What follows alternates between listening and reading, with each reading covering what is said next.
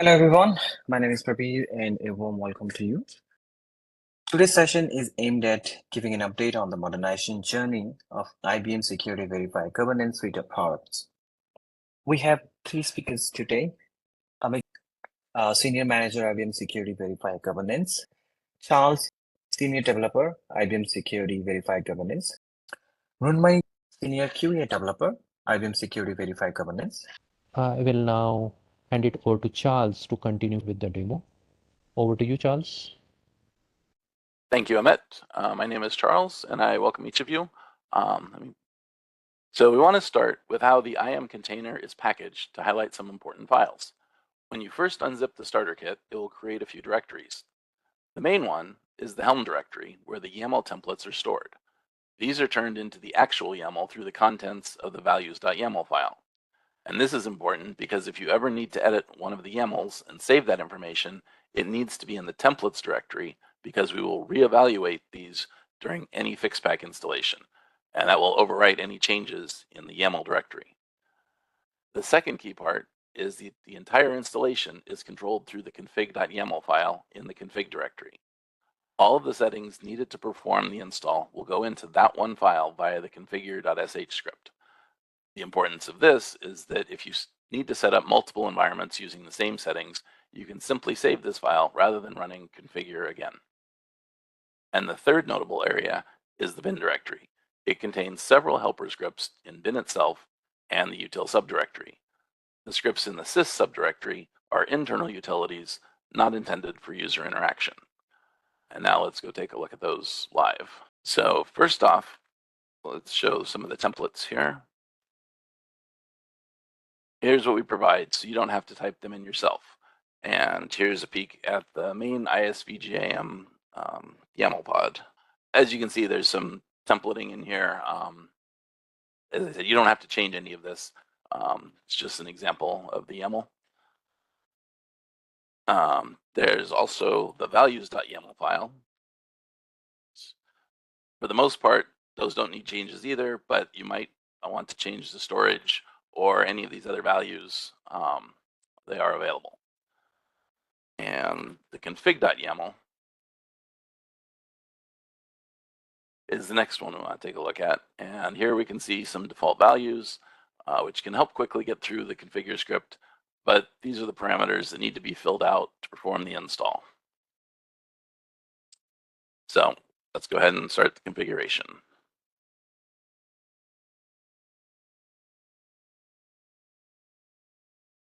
It will prompt for the namespace that you want to use. And we'll just take the default. The storage class, it needs to support dynamic provisioning because we need to create volumes on the fly. Here you see a list of the storage classes available, but we can't actually tell you which ones support dynamic provisioning. In this case, the Kubernetes flavor is K3s, and the local path does that.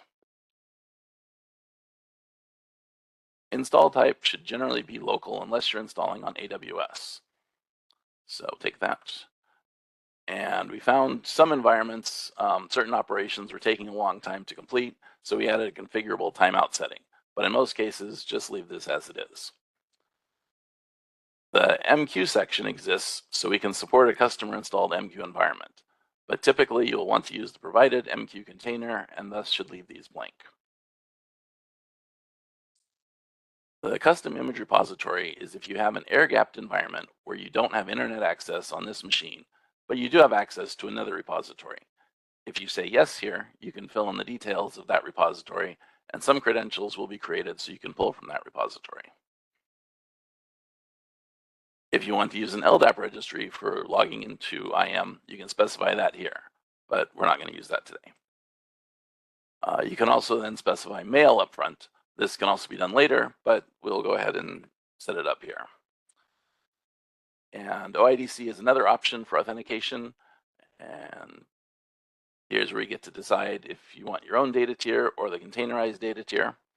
And we will deploy LDAP in HA mode and leave the audit log on.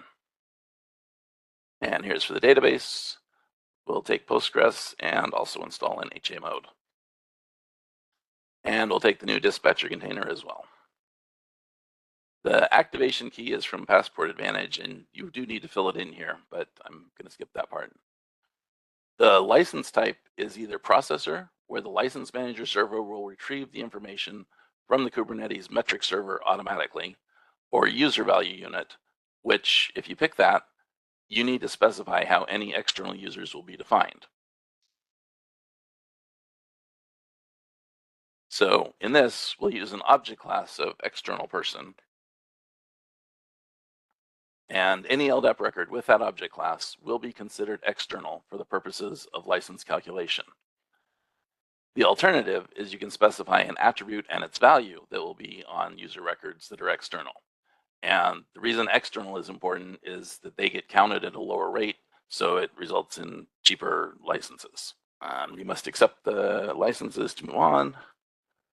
And again, this license key for ISVD is on Passport Advantage. And same with the dispatcher. Here's the,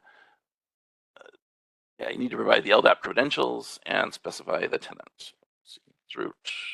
See, so tenant, the organization is the long name that shows up in the UI, and then there's root suffix, but tenant is going to be demo. And this used to be DC equals com. It can be, since we're creating it here, it can be anything you want. So we're just going to take this default.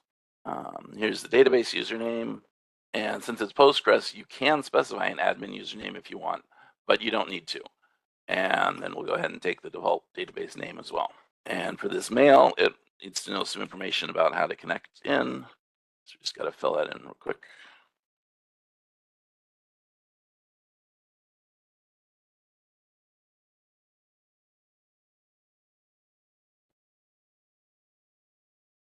An email from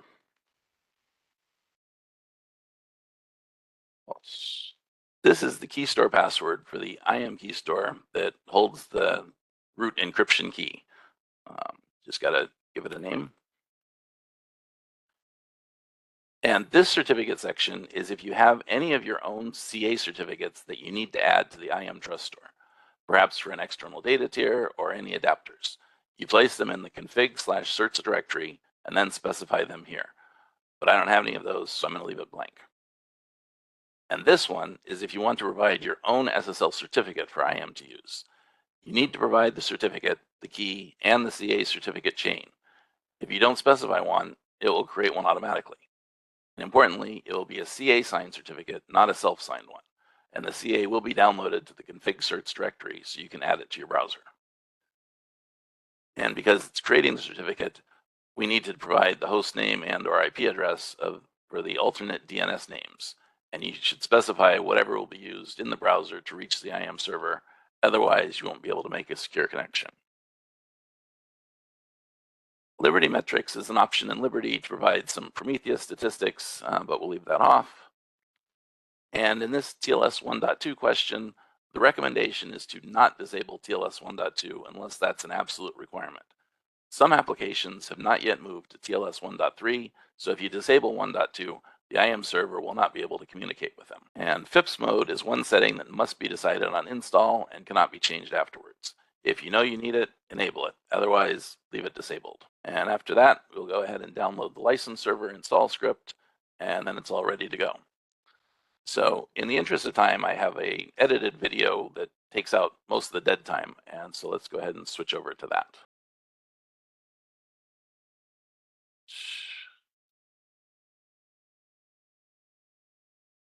First, let's start with the IBM License Manager server.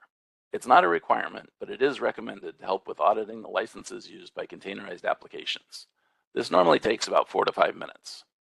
As you can see, it creates several objects in the cluster, but it boils down to an operator and a server pod. Here we can see its namespace, IBM Common Services. And inside are the 2 pods I mentioned. Next, we can kick off the IAM installer. It first brings up a configuration pod so we have access to the tools we need. And then it starts deploying the data tier. First, LDAP replica.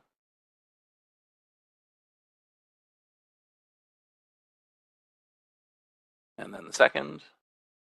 and finally deploying the proxy. Next is Postgres, which in HA mode includes an operator to promote secondary nodes to be primary when needed. We can then generate the encryption key and load the schema into LDAP in the database. The database schema shown is not sped up. It really is that fast.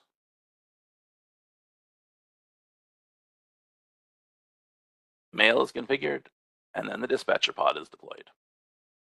With the infrastructure set up, we can finally deploy the application pod. This whole process typically completes in 15 to 20 minutes, which is a significant improvement over the other form factors. And at the end, it provides the URL you use to log in. To support TLS connections among the components, here's a look at all of the certificates created during the install. And these are the pods that were created. We start with one ISVGM pod, but it can easily be scaled higher if needed. Next, we see a couple uses of the new adapter util script. First, to load an adapter into the dispatcher pod. This part has been slowed to half speed so you can see it better. And then to list the adapters currently installed. Finally, we can log into the new installation to make sure it's working properly.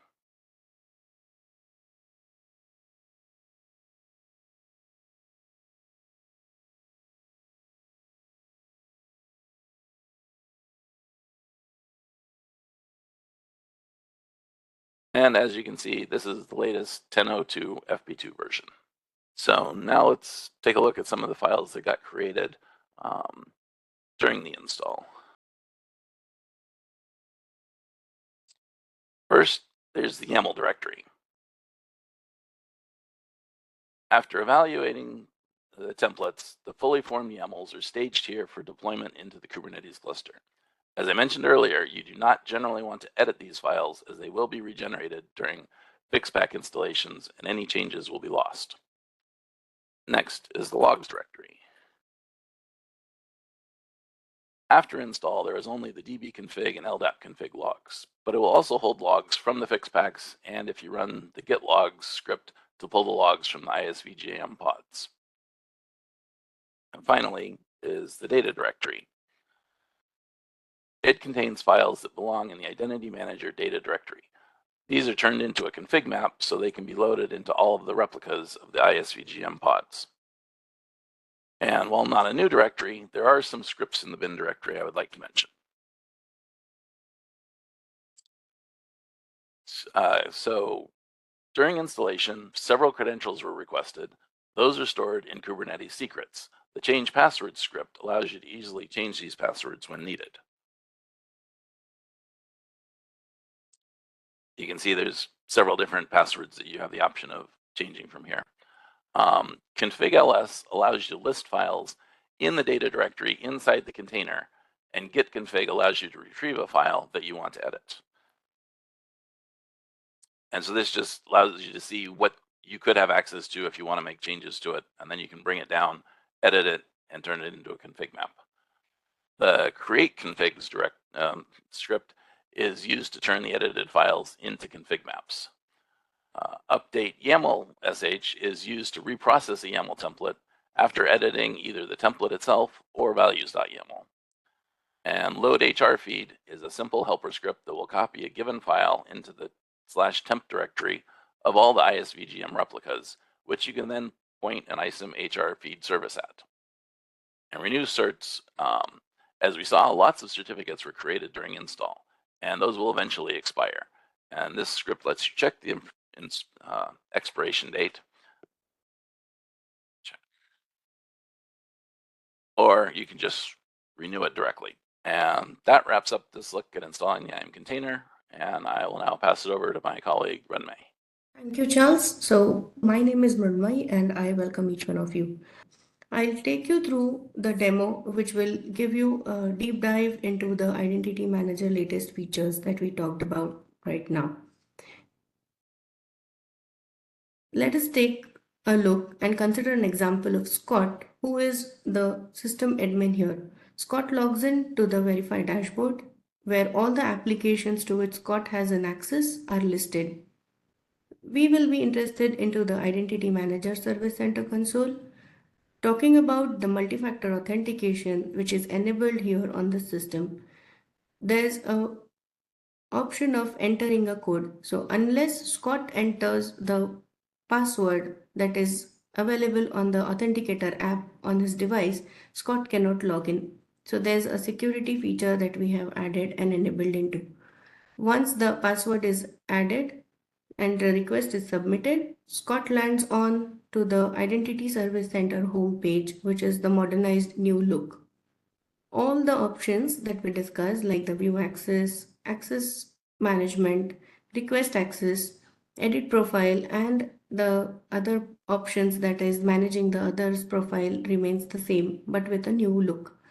For the certification, there are new options added on the panel, which we will take a look in some time. Let's jump in to the other feature, that is the certification campaigns. Scott now redirects to the admin console from the app center. So we have the Identity Manager admin console. We'll launch the app and we'll land on to the Identity Manager admin console page. On the home page of the Identity Manager, we see there's a new link for manage certification that is added on the left-hand side panel with all other options and the operations that are possible from the console. Once we click on the manage certification page, we land on to the dashboard, which gives all the statistical data and the details about the campaigns that are running, scheduled, paused, or closed. So for the demo purpose, we have created certain campaigns which are running, which are scheduled, which are paused and closed. If you see in the other campaign section, there are details about the paused campaigns, the progress of the paused campaign, the date on which it was paused or cancelled or closed, and the application name and the type of the campaigns. We'll now take a look on and see how to create and launch a campaign. So on this screen, we have an option of creating a campaign. For now, we'll add the details. On the General Setup tab, we'll add the name of the certification campaign. We'll provide a description for which we are creating the campaign. Let us consider an example where Scott as an admin is certifying the VPN accesses. The campaign type, which is account or user entitlement. As of now, we'll consider the user entitlement campaign. Moving to the next tab where we select the scope of the campaign. Let's select since we are certifying the VPN accesses, we'll select the application of the service, which is the corporate VPN access. We have an option of selecting the users. If you see, there are two options of including or excluding users. So if we select some users and add it to the list, those users and the campaign will be limited to only the users which are listed, and vice versa for the except for options. Moving on to the reviewer setting, which is a setting that we need to select.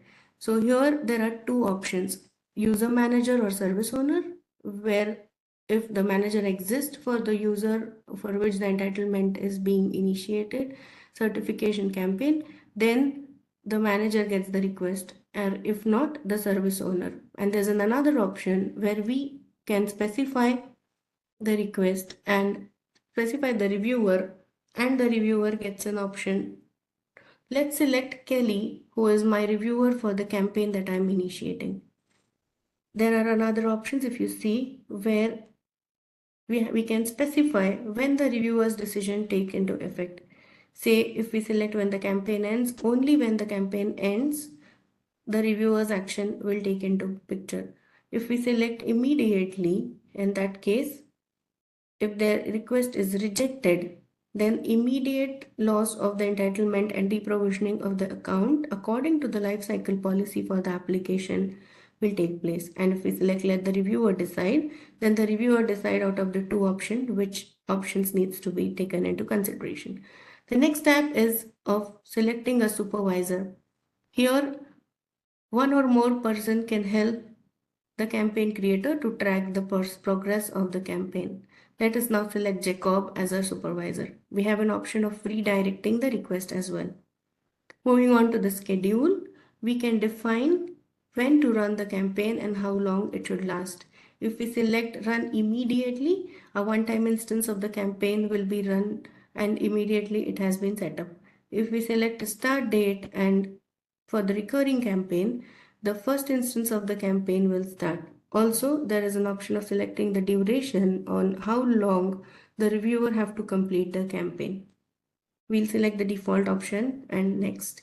We'll go to the reminder and campaign end tab where the administrator had an option of sending the reminders on how many days before the campaign ends to start sending daily reminders.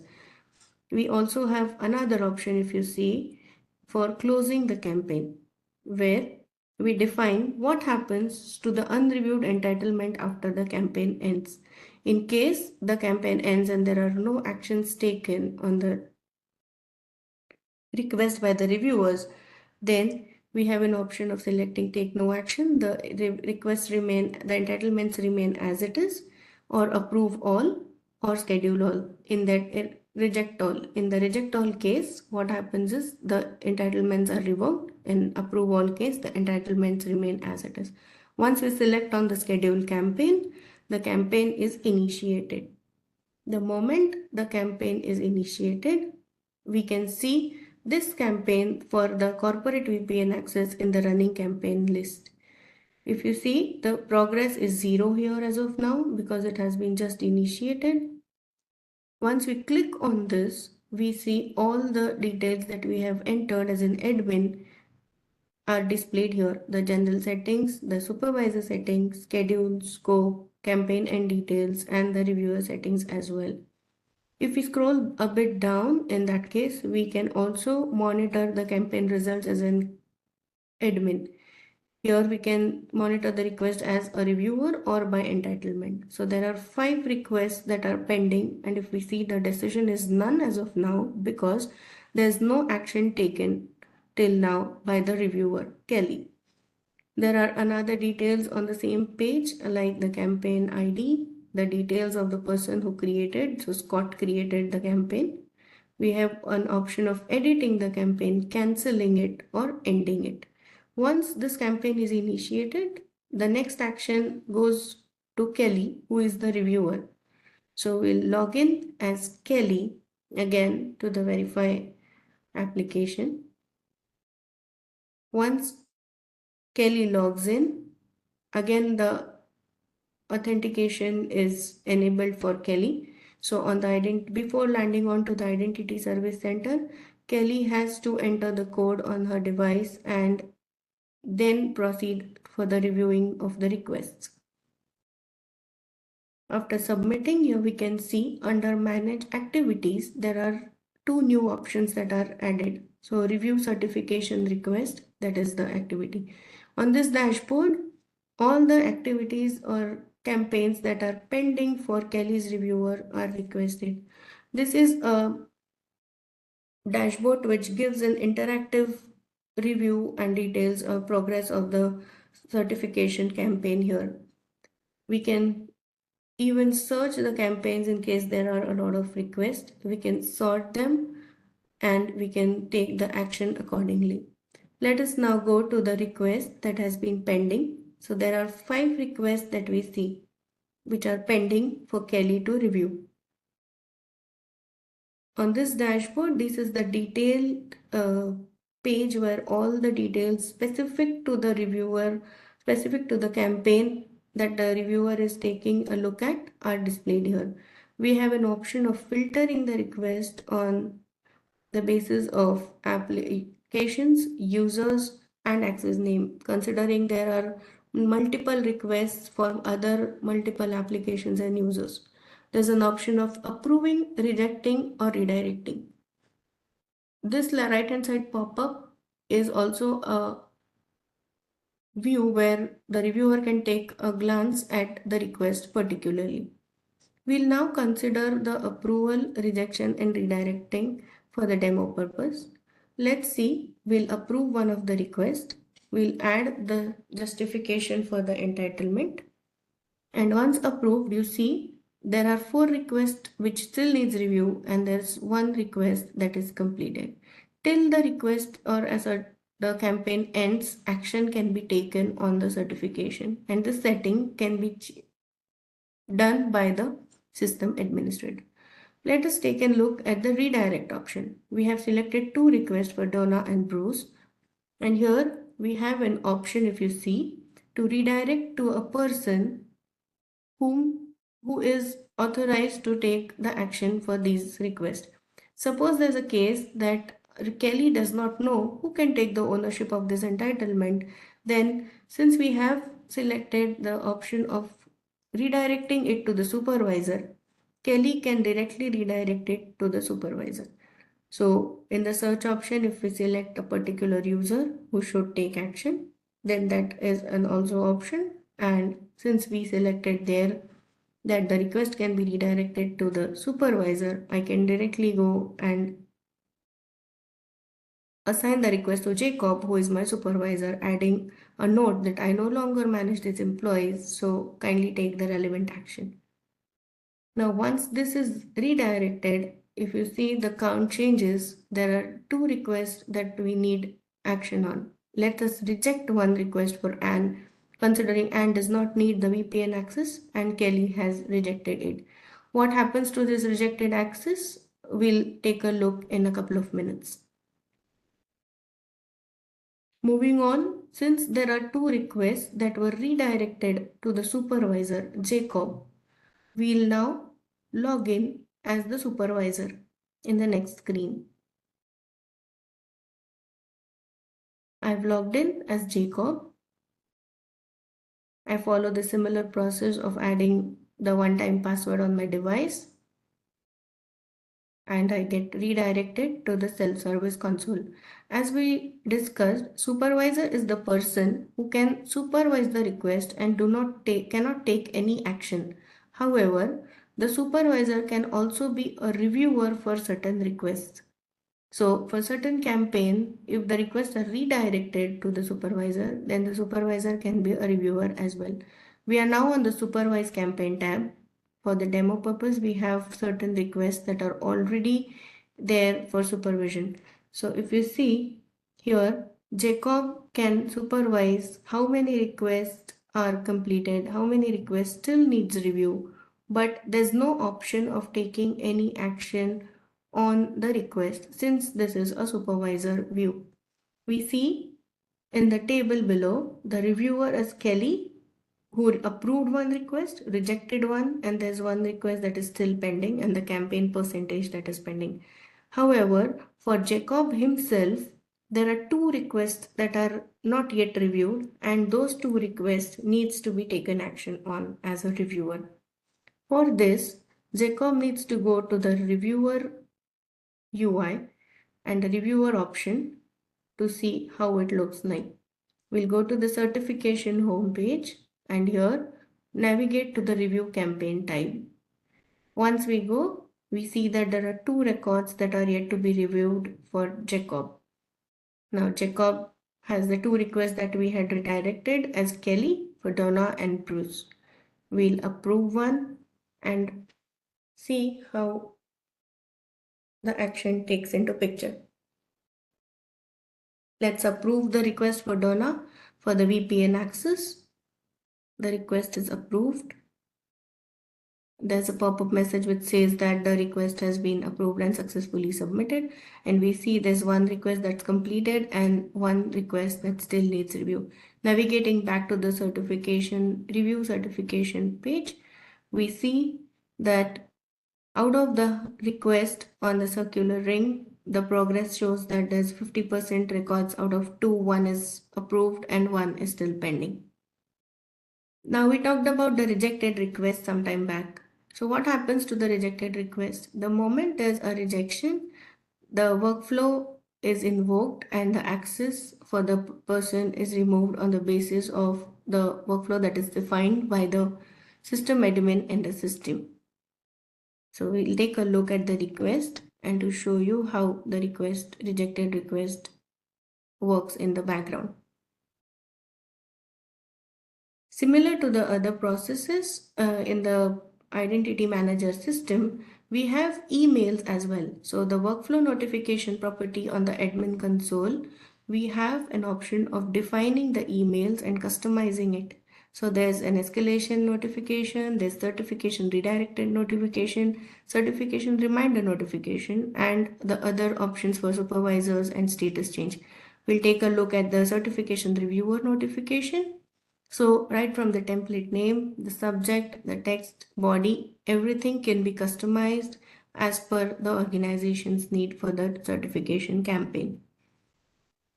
Also, like and similar to the other options of the reporting, we had talked about there are reports that we have also generated for the certification campaign. So similar to the request report, service reports, and the other custom reports, we have the certification campaign management report and the certification campaign review activity report. So in the interest of time, we have already generated one report which gives you an overview of the campaigns, the campaign type, the start date, due date, service name. If you see, there are the requests that were rejected. For those, the justification along with the fulfillment ID and the reviewer name are also displayed. So that's all I had on the latest features of Identity Manager. Thank you.